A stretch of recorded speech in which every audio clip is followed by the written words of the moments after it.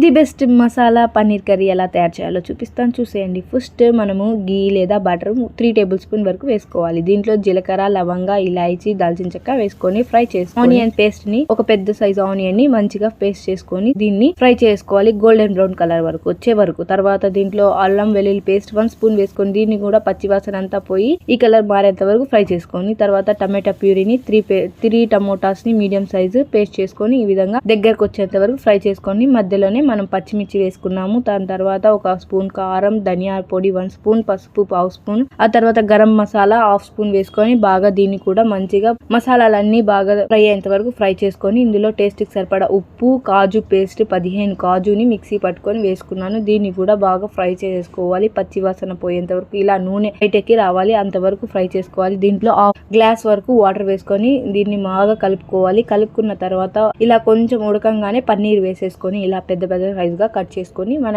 ఇష్టం ఎలా అయినా కట్ చేసుకోవచ్చు. దాన్ని ఒకసారి కలిపేసుకొని 5 మినిట్స్ బాగా హై ఫ్లేమ్ లో, తర్వాత మీడియం ఫ్లేమ్ లో ఒక 2 మినిట్స్, తర్వాత లో ఫ్లేమ్ లో 5 మినిట్స్ ఇలా కుక్ చేసుకుంటే మన మసాలా పన్నీర్ కర్రీ అయితే రెడీ అయిపోతుంది. ఈ రెసిపీ నచ్చింది అనుకుంటున్నాను. రెసిపీని ట్రై చేసిన వాళ్ళు కామెంట్స్ లో ఎలా ఉందో కామెంట్ చేయండి. ఈ రెసిపీ నచ్చినట్లయితే లైక్ చేసి, షేర్ చేసి, సబ్స్క్రైబ్ చేయడం మర్చిపోకండి. Thank you.